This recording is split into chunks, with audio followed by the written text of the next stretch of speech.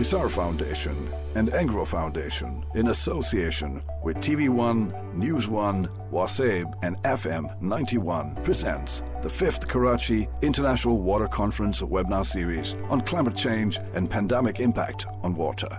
And now we move on to our next invited speaker. It's Ms. Roberta Iana. Thank you very much and good afternoon, everyone. My presentation will be a little different. Will be about the Italian initiative at pre-COP and COP26 on youth participation. A presentation on the Italian initiative Youth for Climate, which was aimed to respond to youth instances and youth protests in the recent years to allow the voices of youth to be listened to governments. As Greta said, and she said it actually in Milan, the blah blah talk of Greta happened in Milan. Governments, as it has been proven also at COP26, are quite slow in taking real commitments and change. Therefore, in collaboration, in partnership with the UK presidency of COP26, the Italian government hosted in Milan last September, back-to-back with the pre-COP, a youth event to give the possibility to young people from all over the world to compile a list of requests to be presented to governments directly. रॉबर्टा इयाना साहिबा, उन्होंने मौसम के लिए नौजवान आगे जाने के लिए सलाहियत के उन्वान से एक मुनफरिद प्रोग्राम के बारे में बातें की। इस प्रोग्राम के तहत नौजवानों की आवाज़ को मजबूत करके हुकूमतों तक ले जाने का हदफ बनाया गया है। इस ज़मन में नौजवानों की मालूमात और महारतों में इजाफे के लिए बहुत मेहनत की गई है और तरबियत का एहतमाम किया गया है। Thank you very much, Roberta, for informing us about this Youth for Climate initiative. Now we move on to our next speaker. It's Mr. Ahmed Rafe Alam. Thank you very much, Samir, and thank you so much, Hisar Foundation, for inviting me and allowing me to participate in this absolutely wonderful conference that you put together. This 1.5 degree limit is not just a limit, it's a manifestation of the politically acceptable level of climate destruction and calamity the international community, the global north, G20, is willing to bear. And by the sides of things, they are willing to bear more. When I speak to people about climate change, I certainly get the impression that they don't know how bad things have gotten. Aditi pointed out that we're at about 1.1 degrees warmer than before the Industrial Revolution. And let me point out, our oceans are acidifying, coral reefs are bleaching. Nearly every river on the face of the earth is dammed, destroying its ecosystem. There were forest fires in the Arctic last year for the first time in recorded history. Floods in Europe this year, fires in Turkey, parts of the northern Mediterranean. We are in a 6th extinction event, and there are plastics in our bodies. There is no safe amount of climate change. In his book by David Wallace Wells, Uninhabitable Earth, there's a figure quoted of the destruction, anticipated destruction between 1.5 degrees and 2 degrees of global warming, which is estimated to be about 150 million deaths, mostly in Asian and African cities on account of air pollution associated with their transport and energy sectors. Rafay Alam साहब ने मौसम और माहौल के मौजूदा जवाल की निशानदेही की और बताया कि इसके नताइज पानी पर बड़े मनफी अंदाज में असरअंदाज हो रहे हैं। उन्होंने पाकिस्तान की वाटर पॉलिसी पर तबसरा करते हुए कहा कि इसमें बहुत बेहतरी की गुंजाइश है। उन्होंने कहा कि तरक्की याफ्ता मुल्कों को कोई परवाह नहीं कि 1.5C का जो हदफ पेरिस के COP25 के मुआहदे में सब ने कबूल किया था वो हासिल होगा कि नहीं, बल्कि ये मुकर्ररा हदफ इसलिए रखा गया था कि तरक्की याफ्ता ममालिक इसको सियासी तौर पर माने लेकिन असल में कोई अमल ना करें। यूं समझ लें कि ये हदफ वो है जिसके तहत बाकी दुनिया में तबाही और ख़तरनाक हालात या तरक्की याफ्ता मुल्क बर्दाश्त करने को तैयार हैं, यानी दूसरे मुल्कों और इलाकों में गर्मी की शिद्दत से होने वाली तबाही इनको कबूल है। उन्होंने लाहौर में ज़बरदस्त आलूदगी का जिक्र किया और बताया कि अब दूसरे असरात भी नुमायां होने लगे हैं, मसलन क़ैद और नबाताती विरसे का खात्मा। उन्होंने ये भी कहा कि मौसमियाती हिजान और तब्दीली के ज़िम्मेदार सरमायादारी का इस्तेहसाली निज़ाम है, जिसमें मुआशी असासे कुछ ही हाथों में मुंजमद हो जाते हैं और इंसानी मेहनत और माहौल की कोई अहमियत नहीं रह जाती। Thank you very much, Rafe, for this very interesting talk and also for explaining the drivers of climate change and what needs to happen in Pakistan. Thank you so much. Now we move on to the last speaker of this session, Mr. Mahmood Nawaz Shah. You know, heard a lot about from all the learned speakers that we heard about 1.5 and 2.5, just confused a bit. For us, it's more of a things what has happened to the farming and agriculture in Pakistan. And I think a point of concern for farmers is that we are not able to trace back the issues that we have in agriculture today. And most of it is coming out of agriculture. That's what we think, at least. So I'll be concluding in 7-8 minutes, not much to say. Is about understanding climate change in agriculture and what are the current impacts and then what is happening in agriculture currently and what could be the mitigating strategies that we all talk about. And of course, this is a World Bank graph which essentially shows how historically the temperatures have been and now what is happening in Pakistan and what is impacting in Pakistan. So really no need to say what is climate change here. Everybody understands and understands it. I think one of the things is that in agriculture is also contributing 20% to the total emissions, and it is impacting agricultural production. If you can stop at and it affects the agricultural economy and the food security. And one of the things which we are not understanding here in Pakistan is that while we talk a lot about climate change, certain mitigating strategies, but at the highest level, the impact is coming on in the agriculture because obviously it is open. It takes 6 to 8 months to mature crops. At shortest, it takes more than 1 year for certain crops to mature. And suddenly, the climate change and impacts affects the agriculture. And we being on really at the threshold where we are not very food insecure, it impacts our production. And obviously, the literature says that information, technology, and management are three things that can be perhaps done to really take care of the climate change. Mahmood Shah साहब ने ज़राअत और किसानों पर मौसमी और माहौलियाती तब्दीली के असरात पर अपने ख्यालात का इजहार किया। गो के कुल्ली तौर पर ज़राअत 20% इम्प्रेशन की जिम्मेदार है। मौसमियाती हिजान का इस सेक्टर पर बहुत ज़्यादा असर है। हवा में नमी का तनासुब बढ़ने की वजह से, शदीद गर्मी में इजाफे की वजह से और सर्दी के मौसम में सेक्टर की वजूहात से पिछले 4 सालों से पाकिस्तान में गंदम की पैदावार में कमी आई है। हमारे मकामी तुखम और बीज अब जवाल में हैं और किसानों ने कपास की काश कम कर दी है। वो अब गन्ना और चावल ज़्यादा उगा रहे हैं, जिसमें बहुत ज़्यादा पानी की ज़रूरत है। आखिर में उन्होंने सिफारिशात पेश की कि कीड़े मारने वाली दवाओं का कम से कम इस्तेमाल हो, सही और कसीर मालूमात तक सबको रसाई हो और कर्ज़ों में आसानी हो। Thank you, Shah Saab, for giving us a farmer's perspective and how climate change is already affecting the agriculture in Pakistan.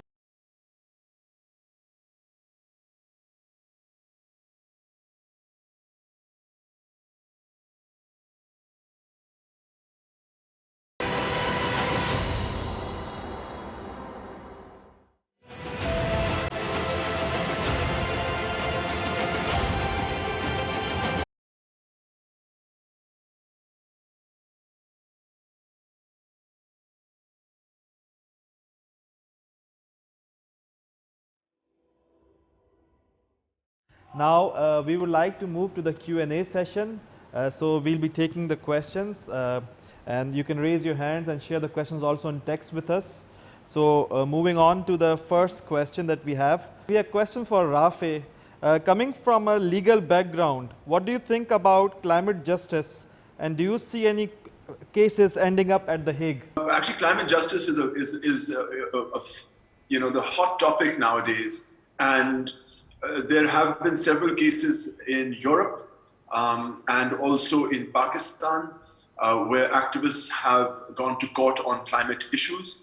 In Europe, for example, I believe a German car manufacturer was told to reduce its emissions by about 50% by 2030. They are now relocating to England to avoid the European Union. So these are very, very hot topic issues. And the thing about climate justice is that it opens up discussions on history, on politics, on society, which are very important. And I want to second Patrick's comment on the caution of science. Science is not neutral. It can be used for politics, and it has. And we must have our science aligned with the principles of climate justice. Thank you, Rafe. Question and answers session. इस सवाल के जवाब में माहौलियाती इंसाफ के बारे में आपका क्या ख्याल है? राफे साहब ने कहा कि माहौलियाती इंसाफ आजकल अहम मौजू है, यूरोप में भी और पाकिस्तान में भी, जहां माहौलियाती मसाइल की वजह से लोगों को अदालतों का रुख करना पड़ता है। माहौलियाती इंसाफ की वजह से आज हम तारीख, सियासत और माशरे पर बात कर रहे हैं, जो कि बहुत ज़रूरी है, और साइंस को भी सियासी तौर पर इस्तेमाल किया जा रहा है। हमें साइंस को माहौलियाती इंसाफ के लिए इस्तेमाल करना चाहिए। And we have another question for you. It is, if Pakistan focus on proper management of waste, then it would substantially improve our climate. What should we or can we do in this regard, particularly in Karachi and Lahore? I think we should certainly, improve waste management. We should improve, air pollution. All of those will have impacts. I think waste management is an important part because waste management can have benefits. I don't think it's going to help the bigger picture as much unless you do a lot of other things. But essentially, I think we need to sort of start, like everyone, thinking about environmental policy, I say that broadly, as our policy. In some ways, I have very little hope now in what someone else is going to do. And what I want to do is environmental policy that is people-centered, development-centered, immediate problem-centered within the countries themselves. Let's start with dealing with the heat problem, with making a better Karachi. Let's start with the smog problem, not by simply saying, Rafe is here, he knows much more about this, of sort of, conspiratorial theories about sort of whether it's this part of the border or that part of the border. It may be. But we can make our cities in the Punjab better planned. We can do things in our own emission standard for our own vehicles.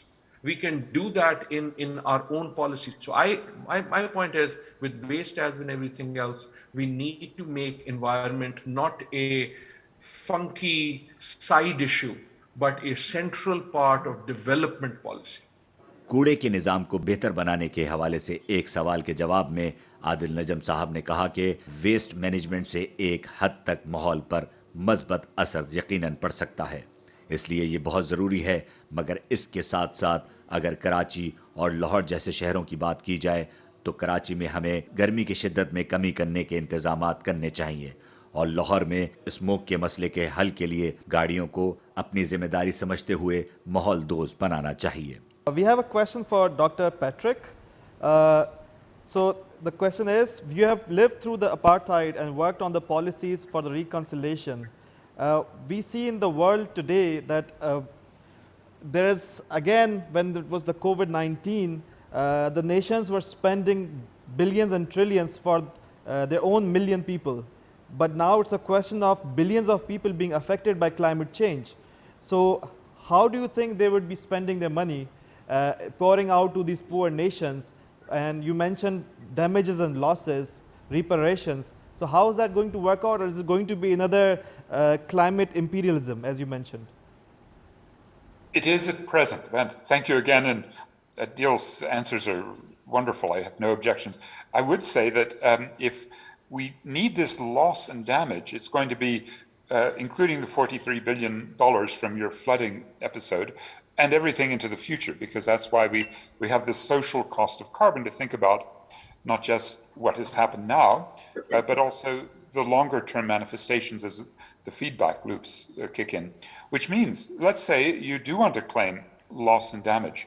I do give the Southern negotiators some degree of credit for really pushing it in spite of the likes of the United States State Department, and to be frank, South Africa and China and India have huge carbon debts. They're per person not that big, but the emissions, if we're going to use something like a $3,000 cost of carbon, social cost of carbon, it's in this country 3 times our GDP that we're emitting in terms of the damages every year.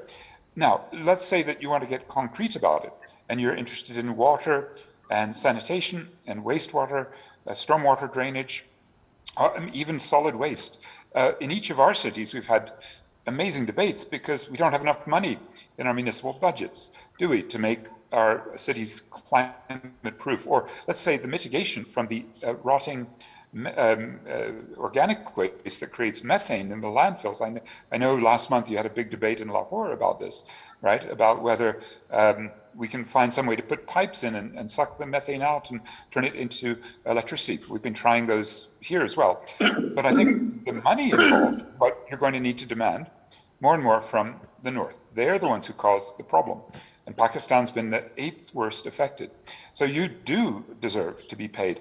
Let's say for stormwater drainage in Karachi, for the better sanitation systems, so that, for example, we can get processing of solid waste through waterborne sanitation. I think we're still going to need that. As much as it's romantic to have eco-san, we definitely are going to need in our big cities much more investment in sanitation and treatment systems. Because if you've got flooded roads, you know this as well as anyone, you're going to have terrible problems of water and sewage intermingling.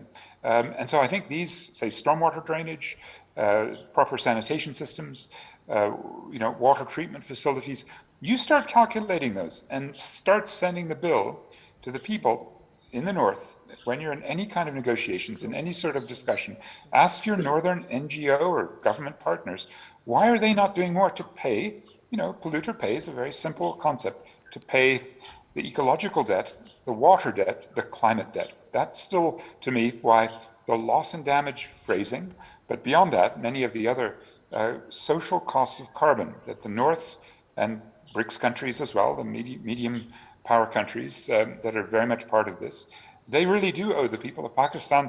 And here, where I am in Johannesburg, in the global North, right, within the South, this is the world's most unequal city, it's the world's most unequal country. We also are trying to come to grips with how to redistribute internally. हमें माहौल को मिलकर ठीक करना है। ये एक मुश्तरका मसला है जो कि मुश्तरका तौर पर हल किया जाना चाहिए। मिस्टर पैट्रिक से सवाल किया गया कि आलमी वबा के दौरान हमने देखा कि ममालिक ने मिलियन और बिलियन डॉलर्स अपने मुल्क के लोगों की मदद से लगा दिए, तो अब वो कैसे गरीब ममालिक की मदद करेंगे जिन्हें बिलियन डॉलर्स इमदाद की ज़रूरत है ताकि वो अपने माहौल को बेहतर बनाएं। मिस्टर पैट्रिक ने कहा कि ये मसाइल ज़्यादातर शुमाली दुनिया के पैदा किए हुए हैं और पाकिस्तान दुनिया का 8वां मुल्क है जो कि माहौलियाती आलूदगी से सबसे ज़्यादा मुतासिर है। इसलिए इन ममालिक को पाकिस्तान को मुआशी ताउन लाजमी देना चाहिए, जैसे कि कराची सीवरेज निज़ाम, सफाई का निज़ाम और आबी निज़ाम बेहतर बनाने में इन ममालिक को लाजमी काम करना चाहिए और माली ताउन करना चाहिए, क्योंकि कहीं ना कहीं ये जिम्मेदारी है तरक्की पजीर ममालिक में माहौलियाती आलूदगी और इससे जुड़े मसाइल के।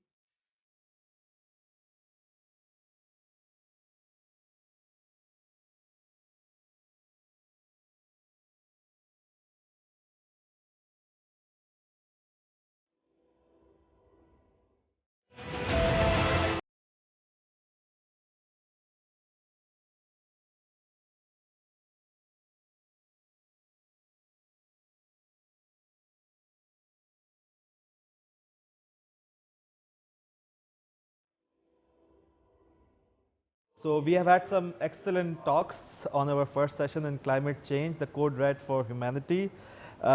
From Dr. Adil's talk, we took the climate story, which is also a water story.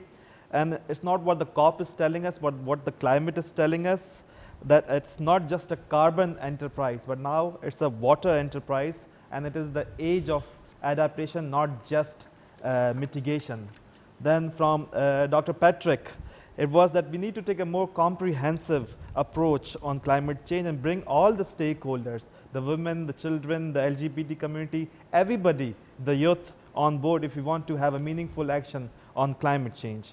And that COP, interestingly he said, is more like a conference of polluters, the G20 getting together and then just patting each other on the back for whatever little false promises that they made. And that what he sees is that we are not on the path of being below 1.5, that is even going to be 2.5. So it was about climate justice, loss and damages. Then we had a talk from Ms. Aditi. Aditi explained to us what's happening in the Hindu Kush and the Himalaya region, how it's even worse affected by the climate change. The temperature rise is going even higher, and they need to start working on what the adaptation measures they can put in place. And also the tools that can be used for the loss and damages. They're monitoring the droughts, the precipitation, the temperature changes, and how those tools and the data can be used for accessing the finances. تو ہمارے پہلے session میں ہم نے بہت ہی بہتر باتیں کی ماحولیاتی تبدیلی، کوڈ ریڈ انسانیت کے لیے پر، اور عادل نجم صاحب کی باتوں سے ہم نے ماحولیاتی کہانی میں جو کہ پانی کی کہانی بھی ہے، اور یہ وہ نہیں جو کاپ ہمیں بتا رہا ہے، یہ وہ ہے جو ماحول ہمیں بتا رہا ہے۔ اب یہ صرف کاربن انٹرپرائزز نہیں بلکہ یہ وہ اب آبی انٹرپرائز ہے، اور یہ وقت تحقیق کا نہیں بلکہ موافقت کا ہے۔ اور پھر ڈاکٹر پیٹرک سے ہم نے سنا کہ ہمیں بہت وسیع نقطہ نظر اپنانا ہوگا اور تمام لوگوں کو اپنے ساتھ لے کر چلنا ہوگا، خواہ وہ مرد ہوں یا عورتیں، LGBT کمیونٹی یا نوجوان۔ اور یہ کہ کاپ آلودگی کی طرح یہ ہے جس میں G20 ممالک مل کر ہمیں پانی سے متعلق اپنے کیے گئے جھوٹے وعدوں پر بھی بات کرتے ہیں، اور وہ دیکھتے ہیں کہ ہم 1.5 نہیں بلکہ 2.5 سے بھی نیچے جا رہے ہیں، تو ماحول اب صرف نقصان کا نام ہے۔ پھر ہم نے بات کی محترمہ آدتی صاحبہ سے، جنہوں نے ہمیں بتایا کہ ہندو کش اور ہمالیہ میں کیا ہو رہا ہے اور کیسے یہ علاقے ماحولیاتی تبدیلی سے متاثر ہو رہے ہیں۔ درجہ حرارت مسلسل بڑھ رہا ہے، ان کو فوری طور پر عمل درآمد کرنا ہوگا، اور ایسے آلات کار پر جو کہ تباہ کاریوں کو جانچنے اور ان پر نظر رکھنے، درجہ حرارت کو ناپنے اور اس کے اخراجات تک رسائی میں مددگار ثابت ہوں گے۔ Then we had an interesting talk from Roberta where she explained to us the Youth for Climate initiative by the Italian government in partnership with the COP26 management, and how the youth can be better engaged because as we have seen from Greta and many other examples around the world that it is their future, it is their planet and they need to be part of this engagement. پھر ہماری بہت ہی دلچسپ بات ہوئی جہاں انہوں نے ہمیں بتایا کہ ایک تنظیم یوتھ کے بارے میں بتایا جو ایک پہل ہے حکومت کی COP26 مینجمنٹ کے ساتھ، اور کیسے نوجوانوں کو بہتر طور پر مصروف رکھا جا سکتا ہے، جیسے کہ ہم نے کئی مثالیں دیکھی ہیں، مثلا گریٹر اور کئی دیگر لوگ، کیونکہ یہ ان کی دنیا ہے، یہ نوجوان ہیں اور ان کو اس تمام عمل میں شامل ہونا ضروری ہے۔ And then we had a very wonderful talk from Rafe, giving us the perspective not just from the legal but also from the ethical perspective, which I felt that this 1.5 limit, we seem to have assumed that this is the politically acceptable limit that has been given to us by the global north, and even that limit they are not willing to keep. They are willing to move beyond 2, and why should that be acceptable? It has become acceptable because that has been given to us. And that could result in more than 150 million people dead. Now how could that be acceptable to anybody?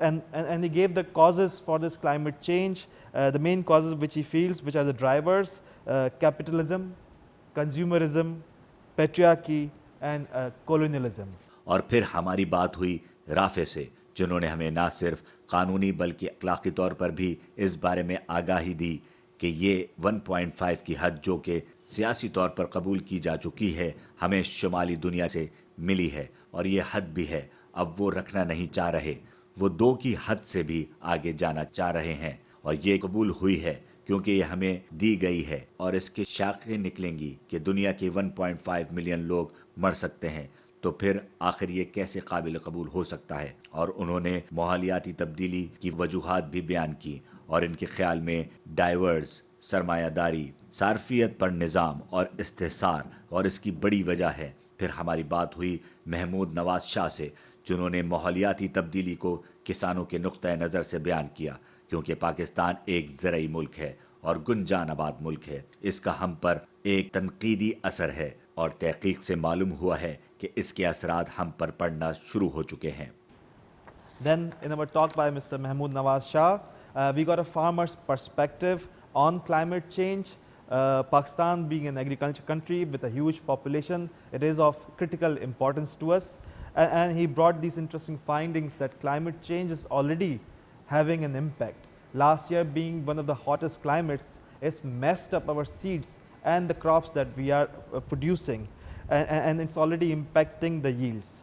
So we have had some really interesting talks which have given food for thought. If you have any questions, any things to further discuss, please get in touch with Hisar Foundation, and I'm sure they will convey your interest to them. Get in touch with them. Thank you. Now I'll request Ms. Sana Baksha Musa, the General Manager of Hisar Foundation, to please give the vote of thanks. Thank you. Thank you, Dr. Zulfiqar. What an interesting and insightful session that was. This webinar would not have been possible without the support of the following. Thank you to our keynote speakers for today, Dr. Adil Najam and Dr. Patrick Bond, for their insightful and provocative presentations. Thank you to all our esteemed speakers who shared their expertise and knowledge with us. Thank you to our lead sponsor, Engro Foundation. Engro Foundation has been supporting the Karachi International Water Conferences since 2015. A very big thank you to all our sponsors, International Water Management Institute Pakistan, HANDS and WWF Pakistan, for their support and contributions towards the webinar series. I'd like to thank our technical partners, NED University and Panjwani Hisar Water Institute. A very, very big thank you to our media partners, Airwaves Media, the group which includes TV1, NewsOne, FM 91 and Waseb, for coverage of our webinars on TV, radio, digital and social media. No mention of the Karachi International Water Conference is complete without a couple of people who I'm going to thank now. Thank you to Zohair Rashid, the visionary behind the Karachi International Water Conference. Zohair Rashid is the governor of Hisar Foundation, and it was his dream in 2013 to set up to launch the first Karachi International Water Conference, and today we are 5 conferences strong. Thank you to Ms. Simi Kamal, the chairperson and CEO of Hisar Foundation, who is a constant source of guidance and support to all of us. A special thank you to all my colleagues at Hisar Foundation, especially Faria O'Kelly, who is the pulse behind this webinar series, and Samin Huda, who has supported us at the Secretariat. Finally, thank you to all of you, our audience, for your participation and engaging questions. ये session बहुत ही दिलचस्प रहा। ये webinar मुमकिन नहीं था हमारे की नोट स्पीकर्स डॉक्टर आदिल नजम और डॉक्टर पैट्रिक के ताउन के बगैर। आपका बहुत शुक्रिया, और मैं शुक्रिया अदा करना चाहूँगी अपनी पूरी टीम का, जिन्होंने अपनी माहौलियाती आरा से हमें वाकिफ किया। हमारे लीड स्पॉन्सर्स एंग्रो फाउंडेशन का भी बहुत शुक्रिया, जो कि 2015 से KIWC को ताउन कर रही है। हमारे तमाम ताउनकारों का शुक्रिया, जिनमें IWMI, WWF पाकिस्तान, जिनकी वजह से ये वेबिनार सीरीज मुमकिन हो सकी। हमारे तकनीकी मावन NED यूनिवर्सिटी और पंजवानी वाटर इंस्टीट्यूट का भी बहुत शुक्रिया। हमारे media partners TV1, NewsOne, FM 91 और वसेब का भी बहुत शुक्रिया, जिन्होंने TV, रेडियो और सोशल मीडिया पर इस वेबिनार की नशर करने में हमारा साथ दिया। बहुत बहुत शुक्रिया जनाब ज़ोहैर रशीद। KIWC जिनका ख्वाब था 2015 में पहली KIWC मुनक्किद कराई जाए। बहुत शुक्रिया मोहतरमा सीमी कमाल, जो कि CEO हैं हिसार फाउंडेशन की, और जो हमारे लिए हमेशा मशअले राह रही हैं। खालिसतन शुक्रिया तमाम हिसार फाउंडेशन की टीम का, ख़ास तौर पर फारिया अकीली, जिन्होंने इस वेबिनार को कामयाब बनाने में बहुत बड़ा किरदार अदा किया, और समीन हुदा, जिन्होंने हमारे साथ सेक्रेटरिएट में बहुत ताउन किया। आखिर में तमाम नाजरीन का शुक्रिया। Our next webinar on circular water economy in urban context is going live on the 30th of November between 4 to 6 p.m. Kindly tune in to FM 91, NewsOne, TV1 and Hisar Foundation for more updates. Hisar Foundation and Engro Foundation, in association with TV1, NewsOne, Waseb and FM 91 presents the 5th Karachi International Water Conference webinar series on climate change and pandemic impact on water.